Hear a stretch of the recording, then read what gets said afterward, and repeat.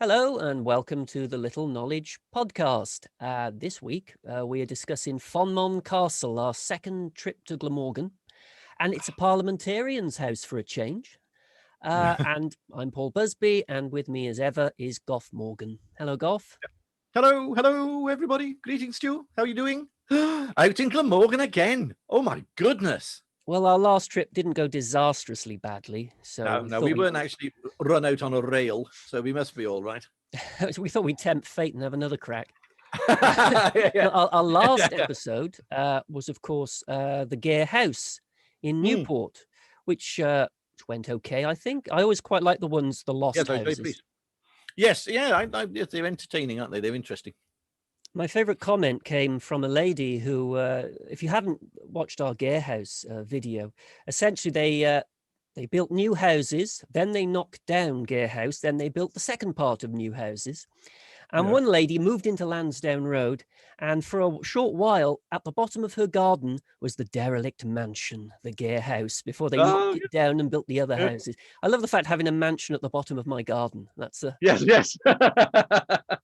that's a kid's book waiting to be written, that one, isn't it? It is, isn't it? Yeah. So, Fonmon Castle today, then, Goff. Indeed. I am entirely unfamiliar with it. Okay, well, I couldn't even tell you where it is. I shall tell you where it is. It is very close to Cardiff Airport. It's near Barry, and it's very close to Roos Airport. Fonmon Castle. Now, we've got to say, actually, there is a debate. There are very few castles in Wales that from medieval times to the present day have always been lived in. So we've got lots of castles in Wales, but but lived in continuously is extremely rare. In fact, I've narrowed it down to 3. Of course, I'm sure there are others, maybe. But Penhow Castle, near Newport, which you can see here. Yep. This place, which might be familiar, St. Donat's. Oh, St. Donat's, yes. We did a few weeks ago. And Fonmon Castle. That's a proper looking castle, isn't it? It's very nice. Like a kid would draw a castle, isn't it? This is one bit of it. If we have a little aerial shot, you can see this is the bit, but it carries on a fair bit in that direction. Oh yeah, there's a substantial building behind that frontage, isn't it? But when it was built, it was first of all it was built according to legend by one of the St. John family, spelt St. John, but pronounced St. John. And one of them, Oliver St. John, was one of the 12 Knights of Glamorgan under Robert Fitzhamon, who helped take, you see, Glamorgan for the Normans. Now, we've heard this story before, Goff. Because if you remember, one of the 12 legendary Knights of Glamorgan was one of the Stradlins, which of course was written by Sir Edward Stradlin, essentially exaggerating and making it up in the 1560s at St. Donat's Castle. And quite frankly, he seems to have done it again. There is no account of the Stradlins being in the area at that time, and there is no real account or evidence for the St. Johns being in the area of that time either. So purely legendary. Now, we do know there was probably timber defensive fortifications just in the sort of 1070s, 1080s. And stonework was added in about 1180, 1200. And in the 13th century, we do see the St. Johns turn up. There's another little look over this side. This is a 19th century porch that was added. But what I like here is look at this little... You come out of the window and you've got this little wooden passage. Oh, yeah. Which you have to walk on to get round. Oh, cool. And the odd thing about this castle is the thickest walls, which are about 5 foot thick, are on the edge of a ravine. You would have thought the easiest bit to defend. Yeah, you would have, wouldn't you? There you go. The thickest walls are here. Wow.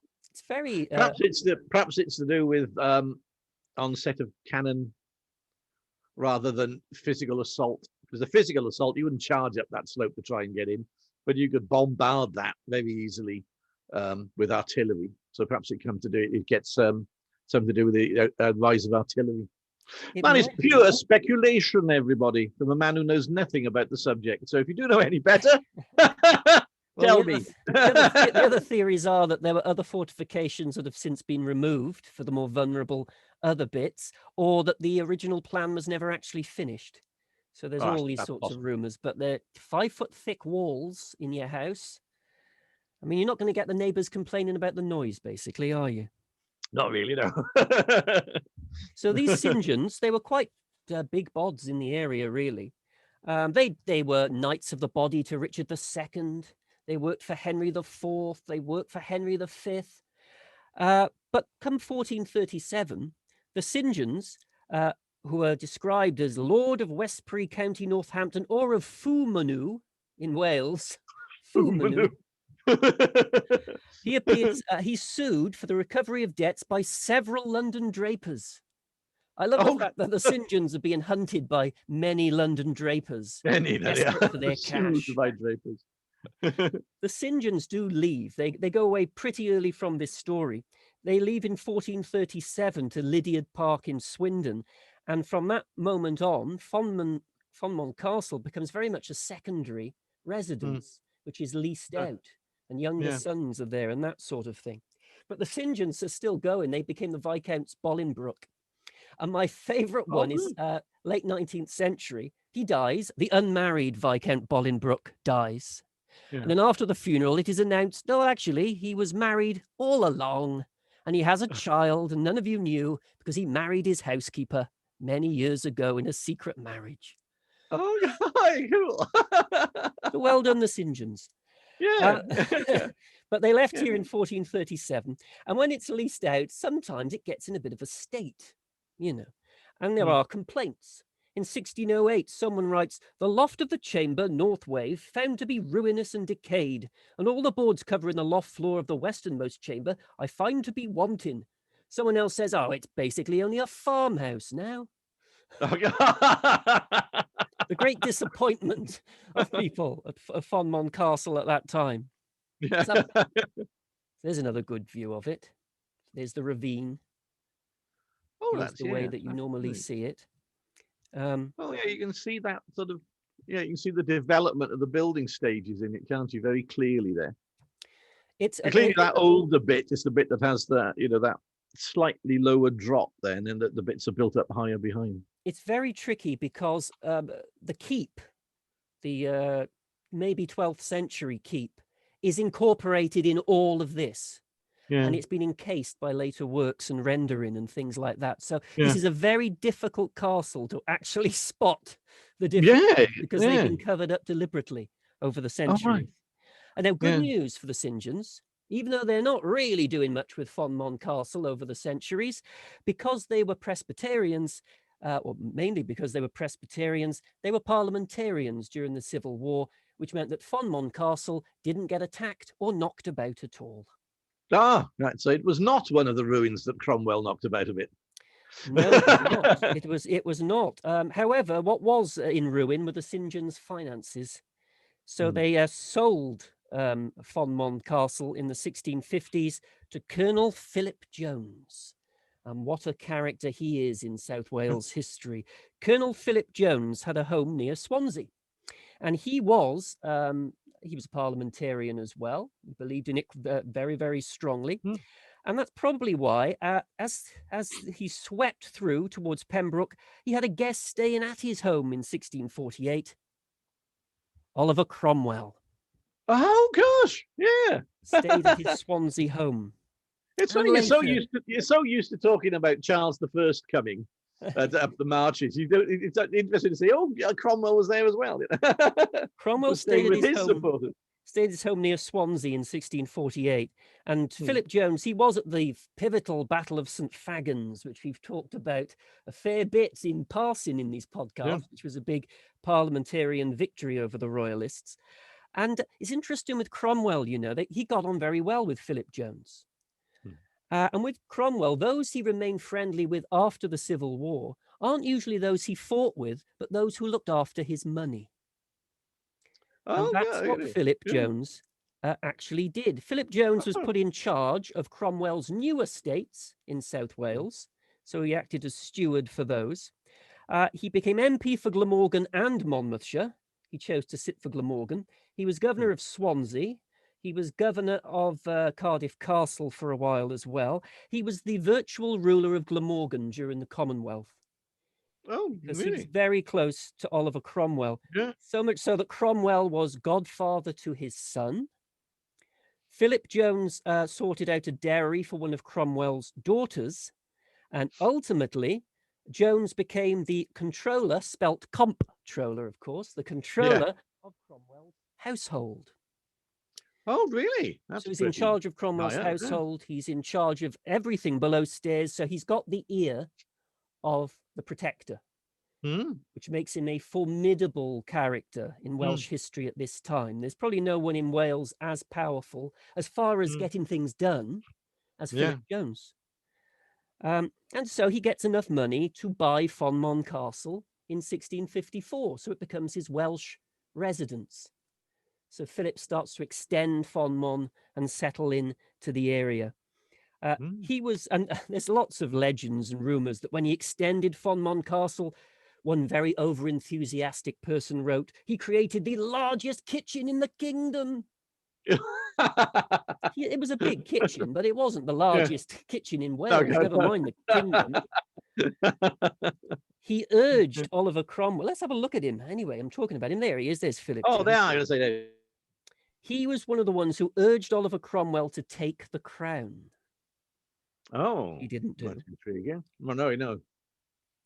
When Oliver Cromwell died in 1658 and Richard Cromwell took over, Colonel Philip Jones was close to him as well. And it was said Richard Cromwell was led only by the advice of Jones and Thurlow. He would do nothing without them.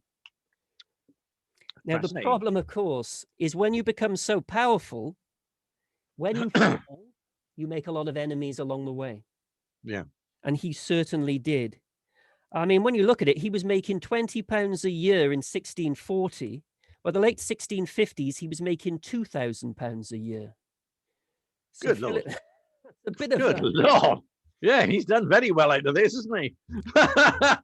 He's done extremely well out of this. And so what they do when Richard Cromwell falls, they pounce on Philip Jones. And they do something, quite frankly, that has been, as of recording, rather fashionable. We're always cutting edge, Goff, because they decide to impeach Colonel Philip Jones. Oh, right, gosh. He is accused of buying a great estate in Wales with money received for tithes. A satire appears calling him the debaucher of both the protectors, one that sacrilegiously robbed God's house to build his sumptuous palaces. Fonmon Castle's impressive, but it is not a palace, is it? No, that's slightly over egging the pudding there, aren't they? And then there was the irate Mrs. Morgan. I don't know why. I don't know what Colonel Jones had done to her, but the irate Mrs. Morgan, who was married to a West Wales MP, said, I would give £500 to have Colonel Jones hanged. If I knew where the colonel was living, I would hire the poor people of the town to come and pull him in pieces through the windows. Justice. That's a very annoyed woman, isn't it? Quite angry. Positively stamping. That's all right. But they were clearly out to get him, and they were determined to. For instance, Mr. Malcherist, which is an interesting surname, Mr. Malcherist offered Jane Sanders, a young servant girl in his employ, another job, money, and he would even marry her if she would only say that she saw Colonel Jones offering a £300 bribe to a person with red hair. She refused. So well done, Jane Sanders. Yeah, I mean, that was really for that, that's a hell of a lot of money to offer someone at that period. I mean, you're looking at possibly, oh God, up to 10 years good income, for that for an ordinary person. God. Mrs. Morgan was not pleased about this. Yeah. She immediately called Jane Sanders a slat and bid her go out of the house, which she was forced to do, though it was 11 o'clock at night. Very angry woman, Mrs. Morgan. Anyway, accordingly, it's very lucky Philip Jones. Talk about in the nick of time. He is saved by an extraordinarily unlikely saviour. The Parliament say he's utterly ruined because he's accountable for £139,000. There's no coming back from that, really, is there, in the No. 1650s? Oh, no, you're looking at multiple millions, aren't you? Even, Oh, yeah. But he was saved by the unlikely figure of King Charles II, because the next year was the Restoration, the impeachment was put off, and because Philip Jones had treated royalists lightly during the Commonwealth, and because he'd always bought his lands legally, he bought Fonmon legally from the St. Johns. He had paperwork. He didn't seize anyone's lands. And a key point, he didn't sign the death warrant of King Charles I. Oh, well, that's interesting. So he wasn't a regicide, even though he was so close to Cromwell, you would have thought his name would have been there. Interestingly, when they were signing the death warrant, Philip Jones happened to be in Wales at the time, miles away. Was it a convenient toothache, was it? Very much so. But very clever man. He's always thinking ahead, Colonel Philip Jones, isn't he? Oh, yeah, he's not a fool, is he? Always thinking ahead. He's navigated his way to the top during a very turbulent period, isn't he? And come out the other side. That's very clever. And he really did come out the other side. He wasn't impeached. He was allowed to go back to Fonmon Castle in retirement. There was only one scare for him. Well, two scares, really. In 1661, he was accused of carrying away the organ of St. Mary's Church, but he was found not guilty, so that was good. And also a great shock. He's almost there. He's re-established under the Stuart monarchy. He's getting there. And then in 1670, two London mercers turn up demanding payment of goods for Cromwell's funeral, because he was the man who arranged Cromwell's funeral. You know those silks that you had for Cromwell? Shh, for Cromwell's funeral, we need paying. But it didn't matter, because the next year he was made High Sheriff of Glamorgan. So, Colonel, so he's, as you said, Goff, very canny.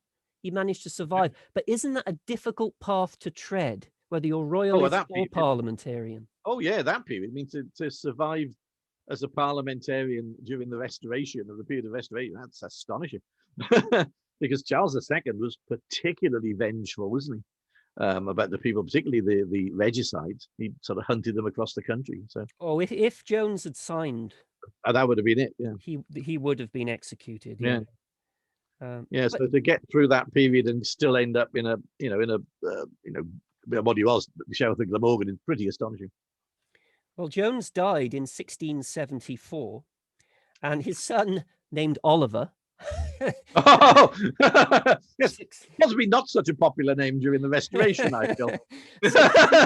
Succeeded him, and Oliver was worried about all this tithe money. Did my dad really take the tithe money? So William Watkins, there's a letter where William Watkins, his dad's old servant, says to him, "Your father never received a shilling of the tithe money. He never took of that money to the value of a pint of wine." He often used that expression. Yeah.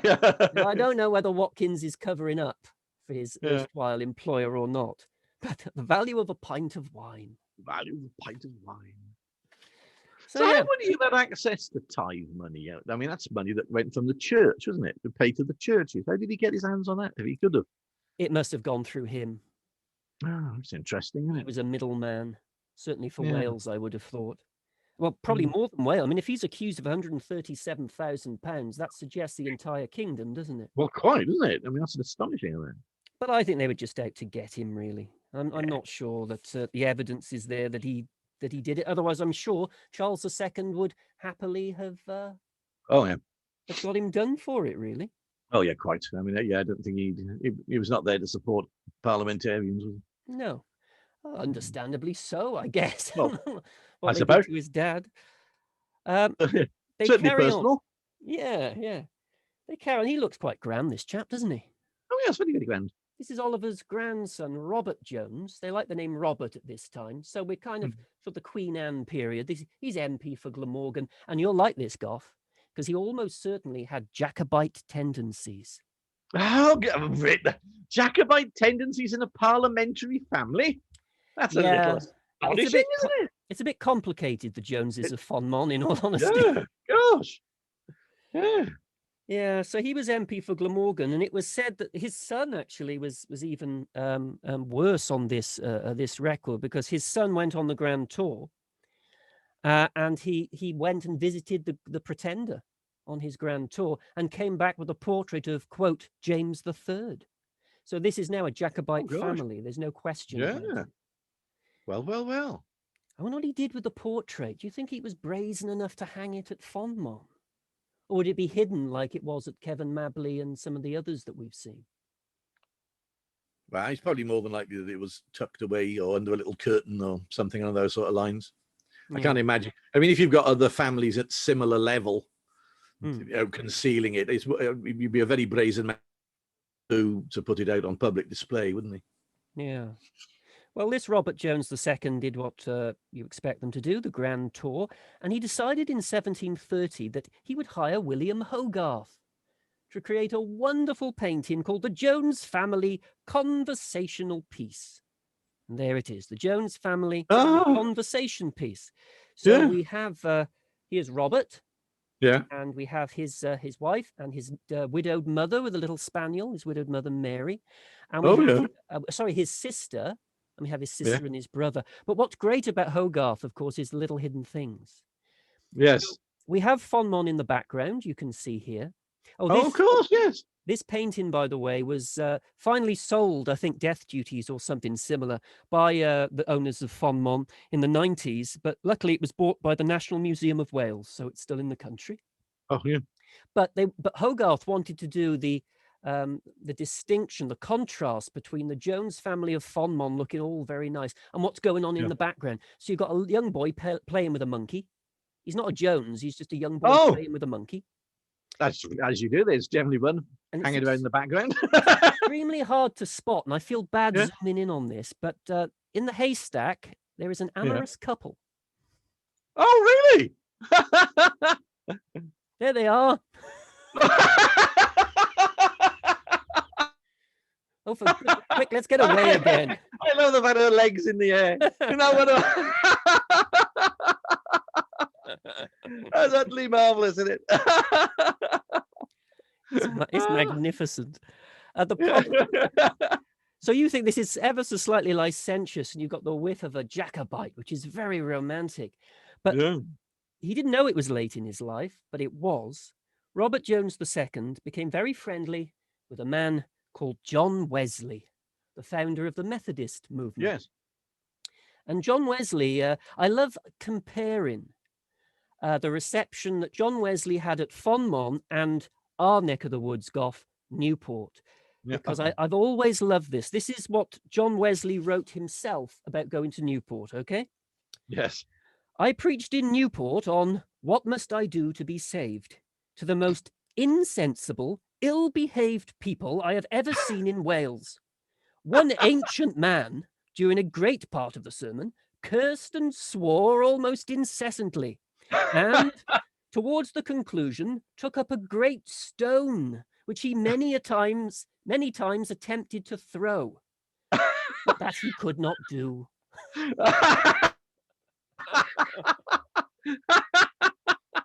Methodism in Newport, ladies and gentlemen, in the 1740s. Yes, it's a strange conjured images of no-name city in Paint Your Wagon, wasn't it? You want to see sin of the wickedest kind? There it is. But at Fonmon, he becomes friendly with Robert Jones and his wife, Mary. John Wesley stays at Fonmon Castle a lot, as does his brother, Charles Wesley, who is famous for writing over 6,500 hymns. And he was the one who did the words for Hark the Herald Angels Sing. Oh, gosh. Oh, interesting. So for Methodists, I suggest a visit to Fonmon Castle might be of interest because these were clearly backers of the early Methodist movement, so much so that Robert Jones turned his dining room at Fonmon into a chapel. Oh, interesting. Now, Robert Jones dies in 1742 when John Wesley writes the elegy to Mr. Robert Jones of Fonmon Castle. There's a long elegy that we don't have time here to look into. And they continue becoming friends and staying friends with the Jones widow for many years. She becomes a very good Methodist, and they get involved in looking after young Robin Jones, her son, her fatherless son. So the two Wesley brothers decide, we know what's best for him. We've just started a school near Bath called Kingswood School. We'll send little Robin off to that. Now, when John Wesley says, although the discipline might be strict, when you've got John Wesley saying, now hang on, the discipline might be a little bit strict, you feel like the young Robin. And indeed, Robin headed off and ran away from school. He ran away from school, and it was said of him, and in fact, if you look at the papers, I think you find out why he ran away from school, because his expense books are kept, and it is said under school expenses, 6pence to mend a window. Oh, right. So he clearly smashed a window. Wesley calls him our poor fugitive, seduced by that wicked boy Williams. So it's clearly that wicked boy Williams, not sweet Robin Jones of Fonmon Castle. So clearly, we've seen this in the past with people. Too much utterly severe discipline for a child, no matter how well intended, often leads a little rebel, doesn't it? Well, Christ, I mean, the biggest example of that is Edward VII, isn't it? Bertie. Oh, yeah. Oh, Yeah, definitely. Oh, yeah. Oh, Yeah, pardon me. I can wiggle around a bit. Ah, it's better. Well, before I continue and say what happened to little Robin when he grew up, and it was rebellious, and Kingswood School did not work the way they'd intended. Yeah. I want to take a detour to talk about one of his daughters, Diana Jones, because Diana Jones became enmeshed in one of the great scandals of the day. And if we have a little look at Diana Jones, let me make sure this is Diana Jones by Gainsborough. Oh. And the Earl of Chesterfield fell in love with her as well. She was seen as a great beauty of the day, Diana Jones. You know, they must have some money floating around in that family, because they're employing the most fashionable portrait painters of the period. Yes, they must be. They really must be either they're doing the pushing the money out there to get to use it as a, because these were things that, this was the sort of, the Tinder of its day, wasn't it? You trotted around these portraits to prospective marriageable gentlemen and what have you, and so you if you were applying some, the prestige of having something like Gainsborough paint these portraits is actually quite good. Yeah, well, they're doing all right financially up to this point, but Robin hasn't had a crack at things yet. It goes downhill from here. So this is Diana. Now, she married. Don't you love recurring characters, Goff? She married the grandson of. Dun dun dun. Hey, he's back. The grumpiest man on earth. For his third appearance on the Little Knowledge podcast. We have Admiral Matthews of Llandaff and Pencoed Castle. There he is. Now his son, again by Gainsborough, though he didn't finish the portrait, possibly because Captain Matthews is, shall we say, his, what would you say, how he's looked at in society. His reputation was rather tarnished, Goff. Now, did Diana Jones make the right choice in marrying Captain Matthews, in your opinion? Well, no, it's the best way to describe it, because Matthews became embroiled in a major scandal of the period. He spent a lot of time hanging around Bath. They don't seem to have been terribly close, because he pitched his cap at Eliza Lindley, who was a soprano that sang in the public rooms of Bath. And here she is. Have you? I can't see. I've got my script. Let me just have a little quick peek at her. Yes, that's her. Yes. Now this became again a dreadful scandal, because basically she was her father, Mr. Lindley, was an organist. And in Bath, and he played in all the public bathrooms, public rooms in Bath. I suppose the public bathrooms, that's slightly different. So she was born about 1754, and even as a child, she showed a great sort of musical ability. And her father fostered it because he thought it's a money earner. And at the age of 12, she actually made her first appearance, where she was sort of, for 2 years, she was at one of the London Bath Chronicle says that thus glided away 2 years in which she enjoyed all the delirium of panegyric and applause. So she was very, very popular as a singer, but also she was very attractive, as you can see. And as she grew, they said as she got older, they said she had been often called a siren, but as she was now 14, they called her an angel too. Isn't this peculiar? Because we're looking at somebody who's an incredibly young girl. There is no consideration in this article at all that, that many older gentlemen making court to a 14-year-old soprano is in any way disrespectful. Her charms expanded, and as they mellowed, they became more dangerous, which is a fascinating way of putting it. But Matthews, who was married, as we know, was very favorable to her, shall we say. And he spent a lot of time courting her, flirting with her. But obviously they could never go beyond what might have been a mistress situation, because he was married. At the same time, her father decided that it might be a good idea if he could marry her off to a Mr. Long, who was basically a sort of carpenter, owner of a carpentry business. Now, Mr. Long was 60.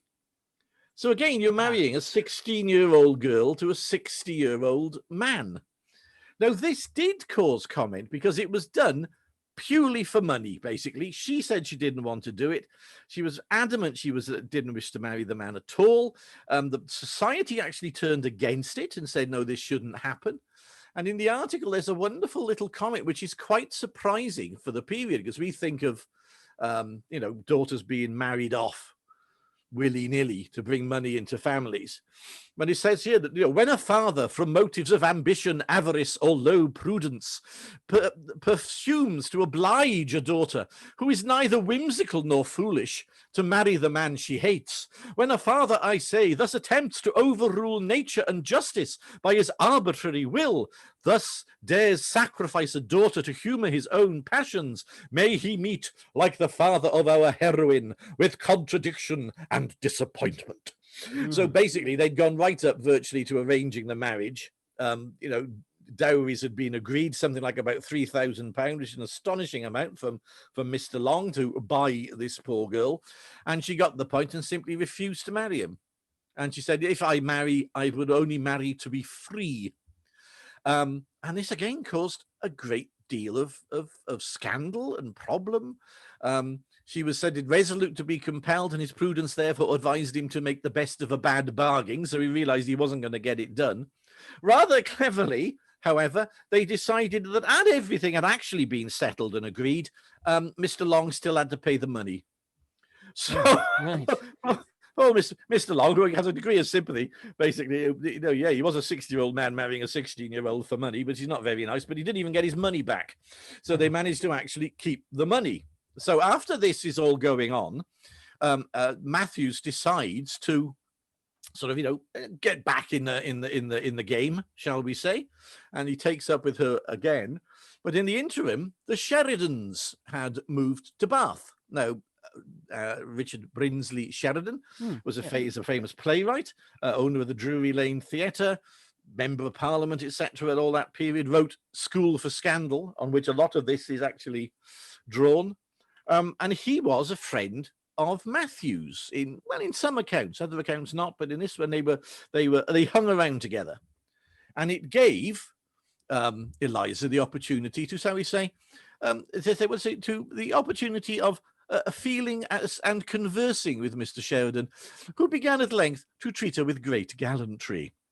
Now, of course, Sheridan is available. He's the youngest son of the family. He's available. He's not married. He's not in a relationship with anybody. He's an available character. And he took umbrage at the persistence of Matthews in what he saw as being treating her quite disgracefully. And they ran away. They ran off to France. Sheridan and Eliza disappeared, off as soon as his father went to Ireland on business. He took her straight out of the country to France, concealed her in a convent.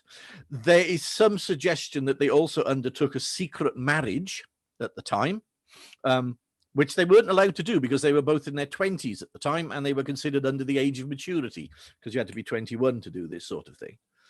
So this again becomes a great scandal. Matthews takes utter umbrage at the fact of his former friend running off with his intended paramour, and writes a very insulting and scandalous article in the Bath papers in which he refers to Sheridan as a treacherous scoundrel in the Bath Chronicle. So as soon as eventually Eliza's father tracks her down, and they both, she and Sheridan and he come back to Bath. And of course, all his friends point out what Matthews has been saying about him. And of course, at the time, the only thing you could possibly do as a gentleman of honor was to conduct a duel. Now, we've talked a little bit about dueling in earlier podcasts. It was a ludicrous setup, really. People would duel at the most trivial of offences. But this was something a little bit more serious at the time, because, again, you're maligning someone. And it seemed to be the only recourse that they felt as gentlemen they could do. So they went off and they agreed to duel in a pub in London, a tavern in London, area of Covent Garden. Now, this is prior to guns. It's an interesting fact that, we always see two people lining up and shooting at each other in dueling stories. That was introduced because of the likelihood of missing. Oh. So it meant that you could actually even fire wide or shoot into the air or whatever, and you could go to the duel and it could be formally done, but you didn't have to kill each other. At the time Sheridan and Matthews dueled, they were still using swords. So you had no choice but to get close and each other. Yeah. In the first duel, Sheridan manages to disarm him, and either Matthews or Matthews' second pleads for Matthews' life. Now, this is considered a great disgrace because not only did he lose, he pled for his life. Dreadful thing to happen. So he's so basically shamed by this that he has to flee Bath. Because of the infamy of the way that the duel concluded. He's in such disgrace, he actually flees to Wales. That really, really must be bad. It's put us, if he actually went to Wales, like, oh my God. Well, remember, his wife does have a bolt hole in Wales. Yes, that's right. Yes, that's probably why. Yeah, well, yes, of course, that's probably why he wound up there, back with the missus. But again, eventually, the scandal of it, which he was attempting to flee, it said the scandal actually travelled quicker than he did, and it got home before he even got back to Wales. So eventually, it was nothing to do but to have a second duel, which this took place in Kingswood near Bath. I already mentioned Kingswood as the site of the near school, Bath. That's near his Little Robin School. Little Robin School, yeah, the same area. Now, this, again, casts a very, very interesting light on what happens here, because this is there is nothing chivalrous about this duel. Oh, I beg your pardon. Yeah, Kingsdown takes place at Kingsdown on the 1st of July, 1772. It's an absolutely gruesome, bloody affair. It was brutal. Both swords broke. And at this point, they could have decided to quit the field, with duty honor. Matthews refused, so they carry on fighting. Matthew's sword had actually broken into an incredibly jagged point, which was tapering up to the blade. They closed quarters, and rolled down a slope. And as they rolled down the slope, he used the broken blade to essentially hack at Sheridan's neck. Ouch. So he hacked at his neck, cut several major wounds. He then stabbed him repeatedly when he was on the ground, and he only stopped because the sword got stuck in the bones of Sheridan's body. Now, I know this is not what we think of as duels, is it? No. And the seconds urged Sheridan to actually beg for his life, but he refused. And he said, "No, by God, I won't." But then that takes some bloody doing when you got a broken sword stuck in your body. Matthews fled the scene and escaped to France because he assumed that he'd basically mortally wounded Sheridan, and he was going to be charged with murder. They got Sheridan home, He said, he said he was born from the field with a portion of his antagonist's weapon sticking through his ear, his breastbone touched, his whole body covered with wounds and blood, and his face nearly beaten to a jelly with the hilt of Matthew's sword. So they're not fencing. He's actually, it's So he didn't business. just nick him then? No, he didn't just nick him. No, it was prickly. It was not first blood, I tell you. So he returned. They got him back to Bath, and he was basically ill for 8 days. But it was until the Chronicle announced that he was out of danger. So he did survive this. There's a wonderfully witty moment. Apparently, during this period while he was covering, Sheridan read the Bath Chronicle daily to make sure whether he was still alive or not, which is rather good.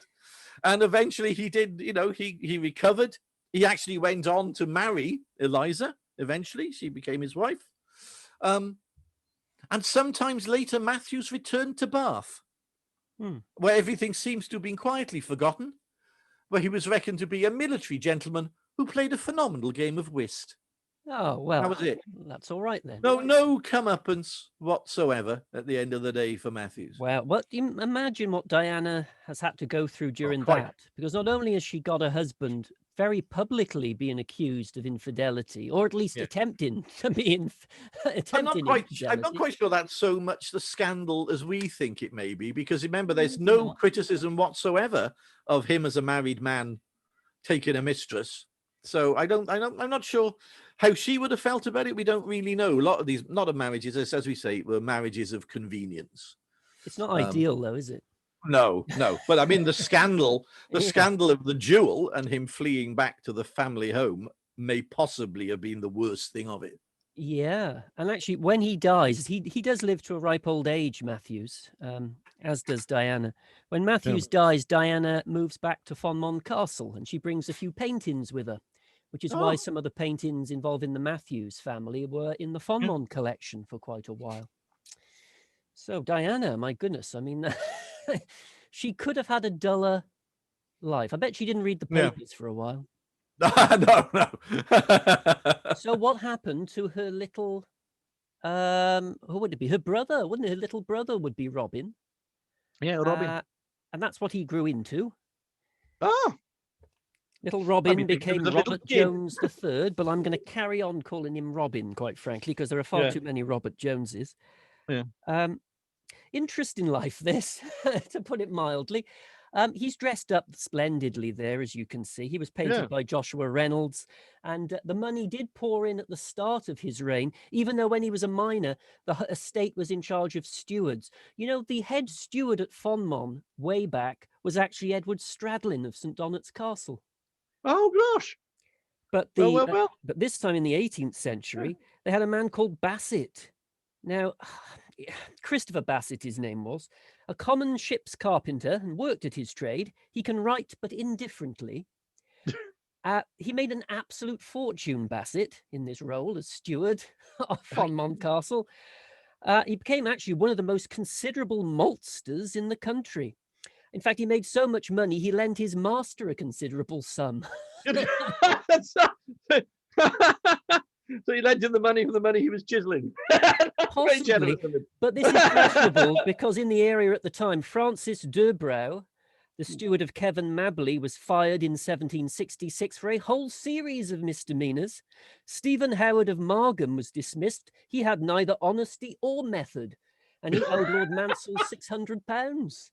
So being a steward was the way to be. Yeah. But anyway, Robin did finally take over. He married well. He married Jane Sayes. Now, if Sayes is a name that lingers with viewers, that's because Sayes were the family that built the Gare House. If you remember, a younger son about the original Gare House. Robin's life was colourful. For instance, as a young man, he shot a highwayman on Hounslow Heath. Okay. Which is quite a boast, isn't it? Yeah. He spent an absolute fortune. He was involved in cockfighting. And there were big cockfighting tournaments that he would bet on. But we've actually got his accounts book. They're always fascinating, these accounts books. They do shed a light. And this is just one page of it. It says his expenditure: silk stockings, £1 10 shillings. Snuff box, £10. I like this one.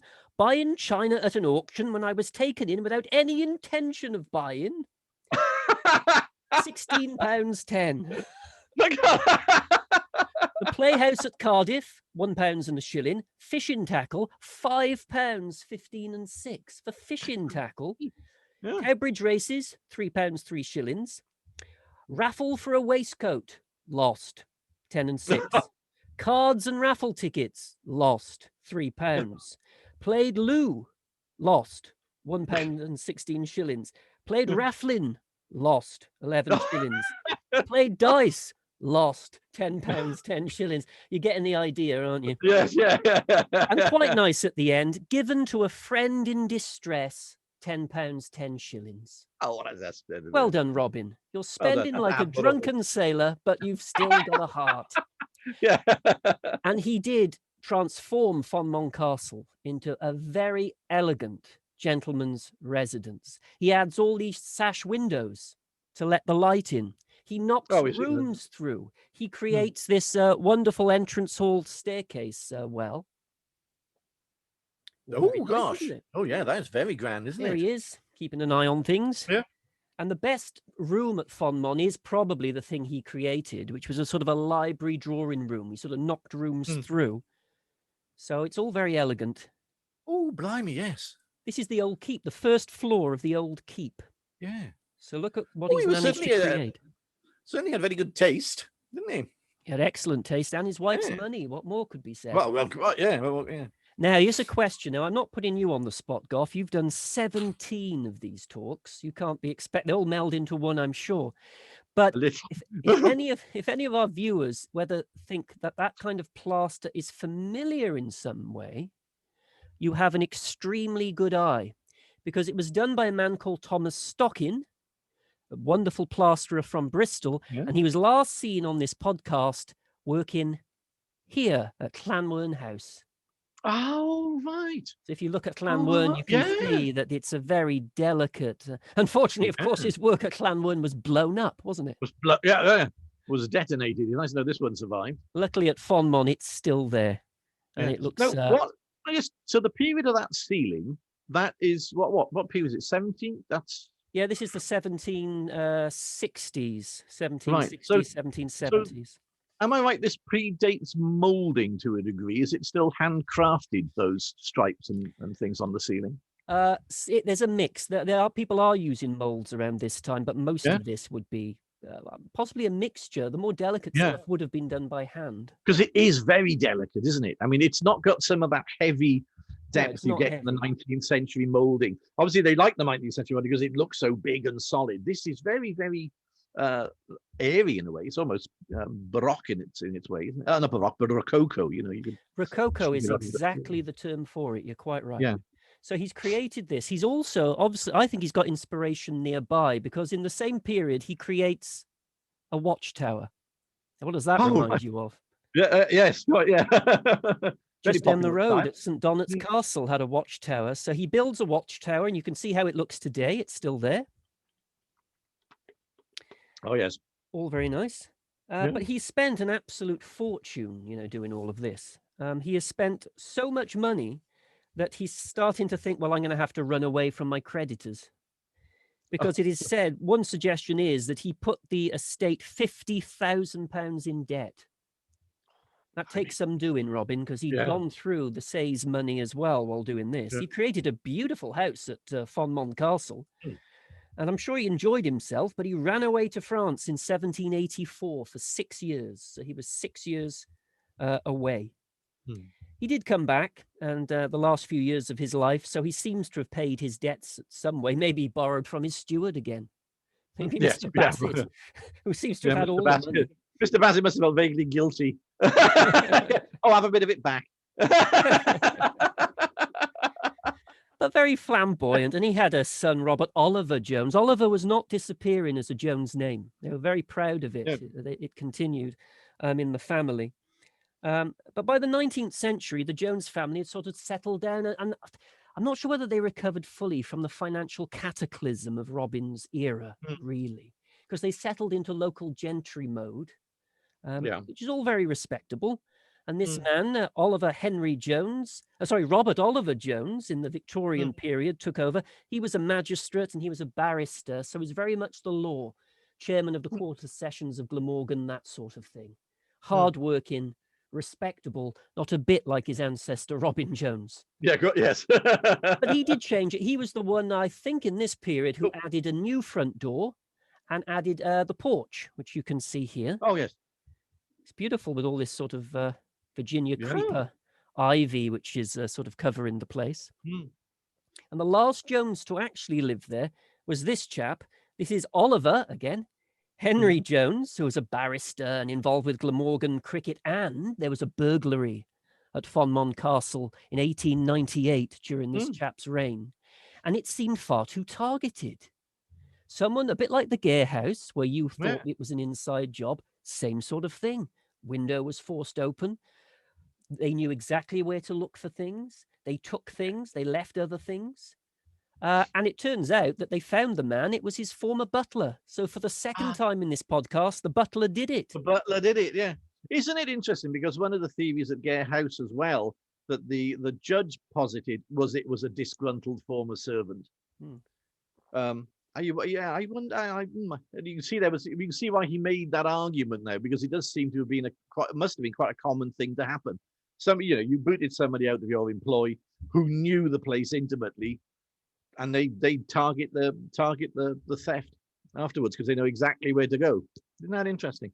Yeah, and it was exactly the same thing with this. They caught him. He confessed. He said, "Well, I've been let go. I've been fired as butler. I was desperate. I needed the money." He got 3 months hard labor, and he was. So it wasn't like the brothers Laverna with the Gare. That's quite slight for the time, because they were very. Could have been worse. Yeah, it could have been. You much wonder worse. actually that with his connections, whether Oliver Henry Jones had a word of clemency for his former butler, who was in sort of dire straits, really. So he was the last Jones to live there. Of course, World War I was taking place, so they lost members of the family during the First World War. And so it all fell. He was the last Jones. It all fell onto his niece at this stage, Clara. And here's Clara. Clara had married this man who, coincidentally, was a land agent by profession. Oh, gosh. Hey. Sir Seymour Boothby. Yeah. Boothbys were an old family from Ashbourne House in Derbyshire. So there's Sir Seymour. And now Clara's quite interesting because they take over. So for the first time since the St. Johns, lost it to the Joneses, there's a new family in charge, the Boothbys. Yeah. Clara is a Jones, of course. Clara liked fuchsias. She liked fuchsias a lot. Queen Mary. Nice. Queen Mary was reading a newspaper once and she saw the Fuchsia Society, and this is in the 1930s, and Queen Mary liked fuchsias and she was determined to go along to the meeting of the Fuchsia Society. She was very disgruntled to be told it actually meant friendship, usefulness, cheerfulness, helpfulness, sympathy, instruction, and amusement group. Nothing to do with plants. It was a conservative ladies group, which Queen Mary wasn't interested in and couldn't have gone even if she wanted to. And she found out that there was no such thing as a fuchsia group. So she told Lady Boothby here, Clara, to found one, and she became the first president. Oh, gosh. And there is actually a fuchsia today called the Lady Boothby. Oh, cool. So Clara and Sir Seymour continue at this property, as do their son, Sir Hugo. But of course, the world changes, doesn't it? I think Sir Hugo Boothby allowed a caravan park to come in. Oh, yeah.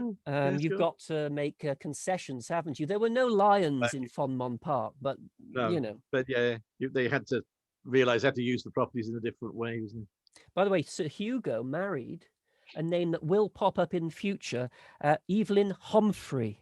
Humphrey being a name to conjure with in of course, Monmouthshire, Gough. Oh, yeah.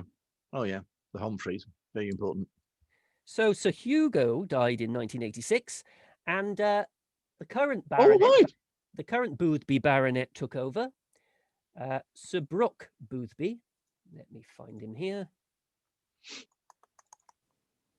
There he is. All right. Now, Sir Brooke Boothby very kindly allowed us to use the image of Robin. So he's Oh, filled up how nice. the paintings. Oh, it's nice to actually have.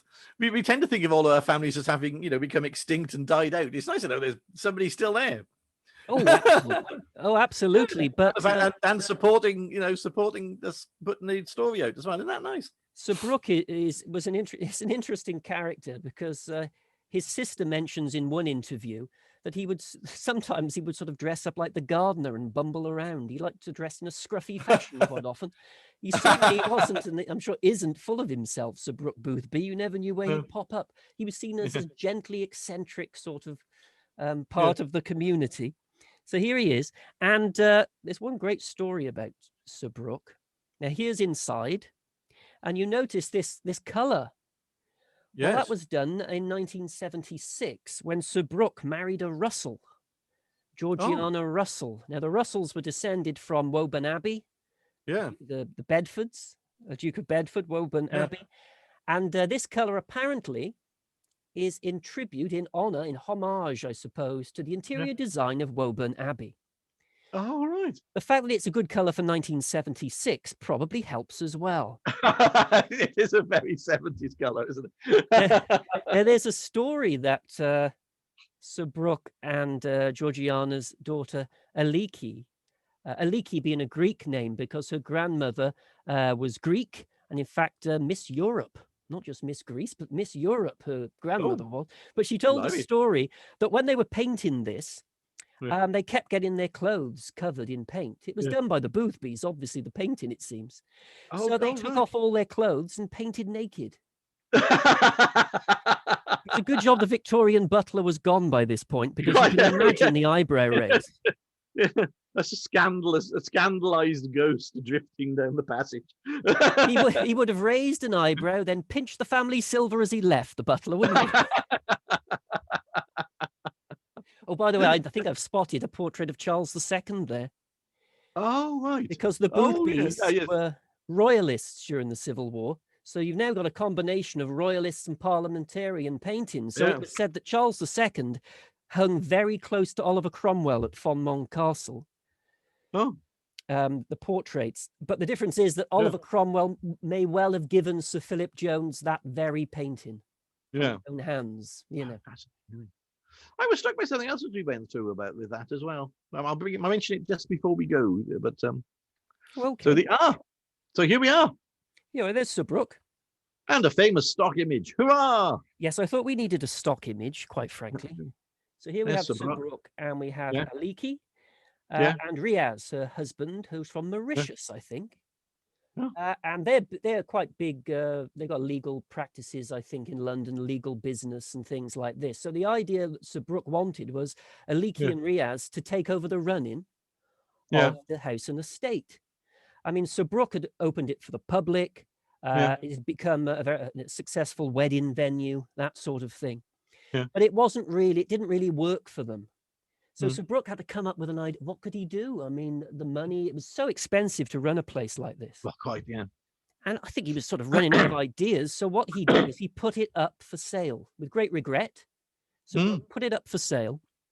And it was up for sale. And a chap called Nigel Jones, who was from Leicestershire originally, but came to South Wales to live.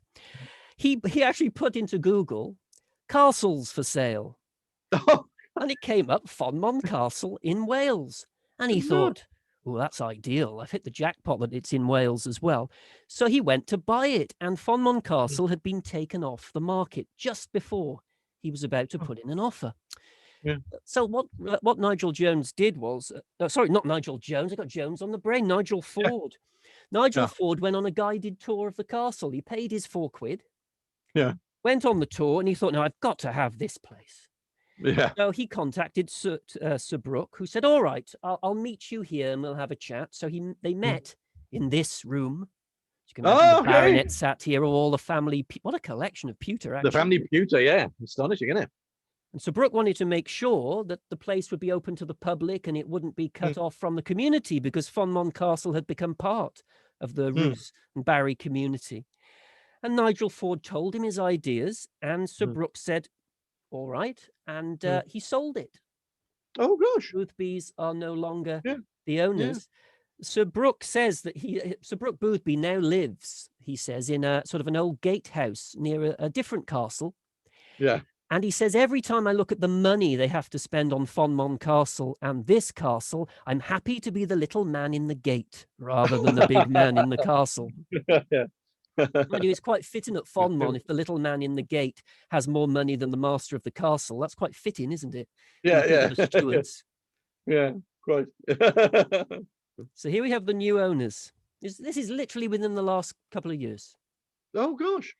This is Nigel Ford, who has Yeah. big plans for Fonmon Castle. Mm. And if any property deserves to make a go of it, it's this one. Mm. And the reason I say that is, this is Rhys Jenkins. And Rhys Jenkins had a family farm nearby. And he was told, which is nice, that the council were going to have to flatten it for development. Oh, yeah. So he didn't know what to do. So Nigel Ford invited him to Fonmon Castle in this room. Chat with him. Yeah. And he gave Rhys Jenkins the job as estate manager at Fonmon Castle. Oh, cool. They also needed, you see, a project manager because there were big plans of what to do to turn this into a money-making object, you see. So they got in touch with this man. Really? Yes. This is I the might think Lord. Perhaps a little old for the job. Really. Oh, no, not old at all. You probably can't see it quite clearly. This is all bones.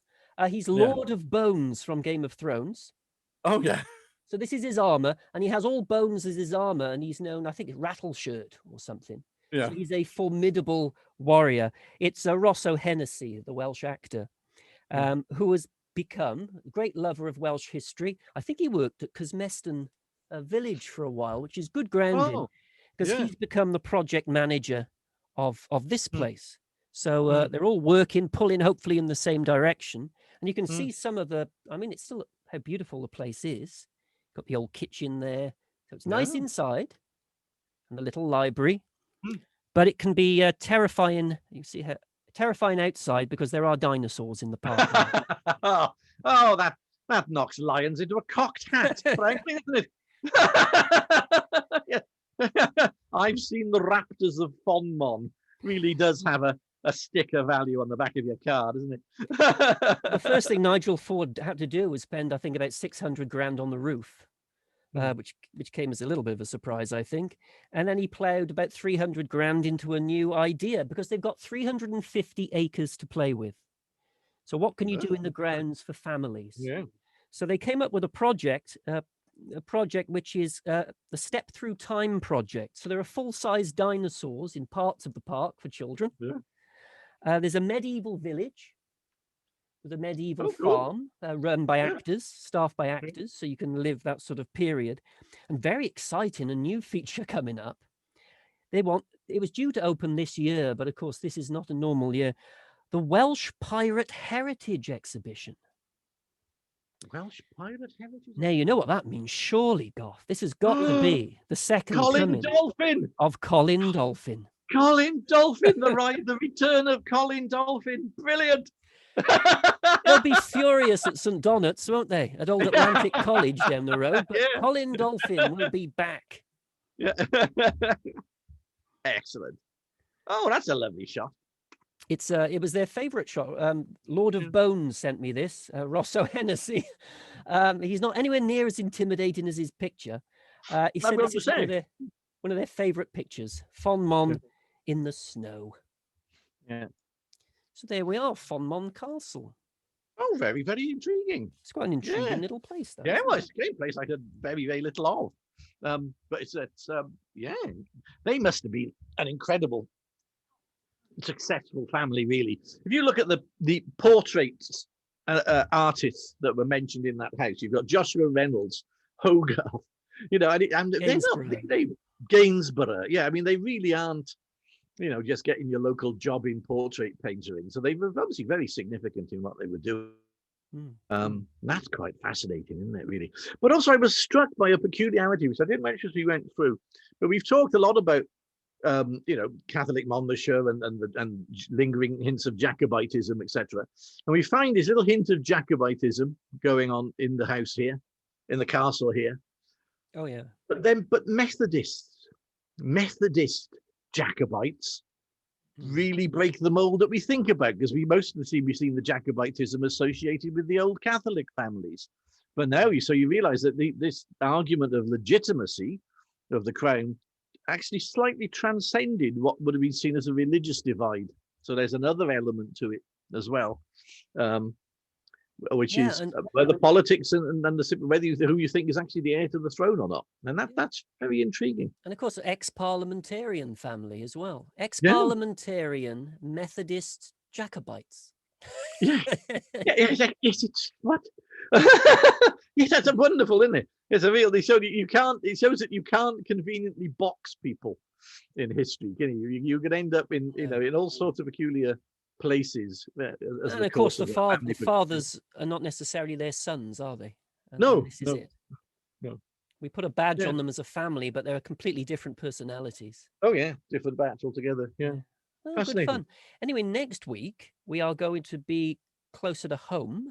We're going to do a Lost Houses of Newport edition. Oh yes. A few lost houses we're going to put together and see what we can find. But I'm pretty sure we'll be back in Glamorgan fairly soon, because I want to do Dunraven Castle. Oh, by the way, thank you for your suggestions. We've got a whole list of suggestions, Goff. Yeah. We are going to.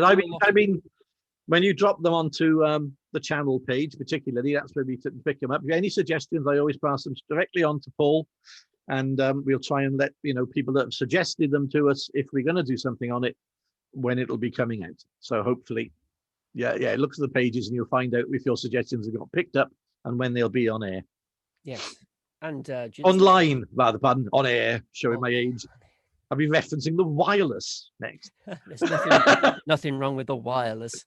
But thank you very much for watching, and we will be back soon. Bye-bye. Yep, bye.